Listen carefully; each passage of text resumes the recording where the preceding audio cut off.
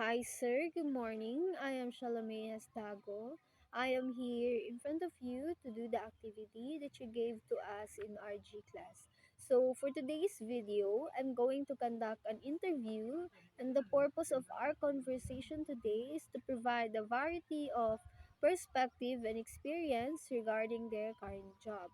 During the interview, we will be discussing their current job, and I will be giving two or three questions each person.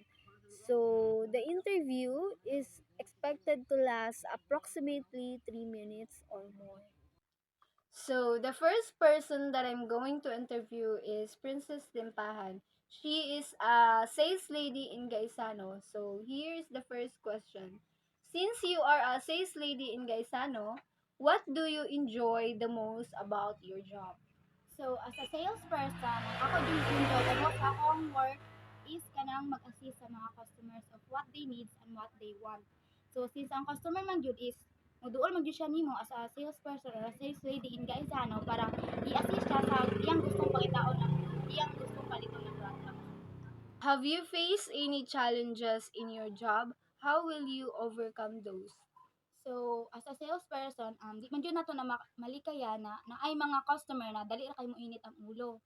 Like kanang naa sila gusto na palito na product pero moduol sila nimo kay naay mga kuan ay mga damages na product. Tapos pag kauman pag imo silang murag i-contradict bitaw sa ilang mga gusto is dali ra kay mo init ilang ulo like mangita din sa mga manager like nang singhag-singhagan na jud ka. So, ang ako nang pagkuana na ang pag-face na kuana ng mga challenges is kanang as a salesperson, dapat kalma lang jud ka.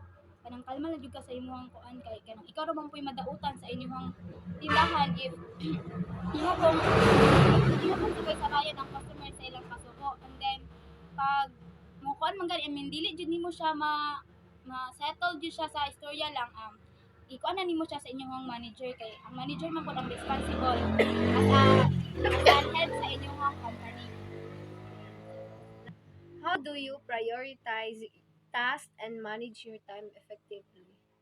So, atong nang iko ano bay kanang dapat naa jud kay mga kanang lantawon jud nimo ang schedule tapos dili nimo kitang na dili nimo siya ang imong mga personal na butang is dili nimo siya dalon sa imong trabaho para dili siya maka-affect sa imong trabaho as a salesperson kay kung init na kay kag daag ulo daan sa inyong balay tapos ipaabot pa Dalaan sa nimo sa imong trabaho. trabaho so murag nay instances na murag maapektuhan imong pag salesperson or pag-assist sa mga customers.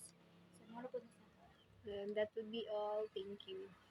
So the second person that I'm going to interview, she was a supermarket supervisor in Germany, and her name is Louis Gutierrez. So since you are in Germany, how do you enjoy the most about your job?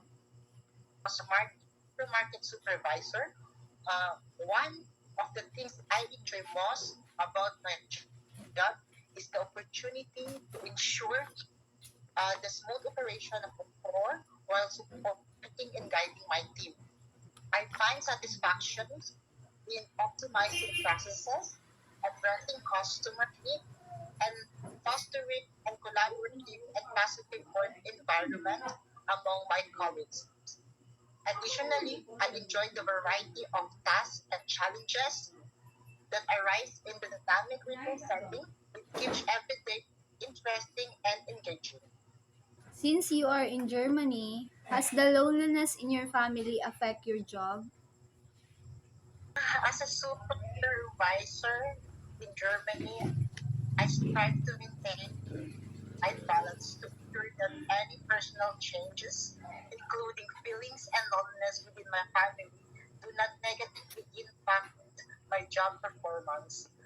While managing personal struggles can sometimes be difficult, I prioritize effective communication with my colleagues, seeking support when I need, and stay focused on fulfilling personal changes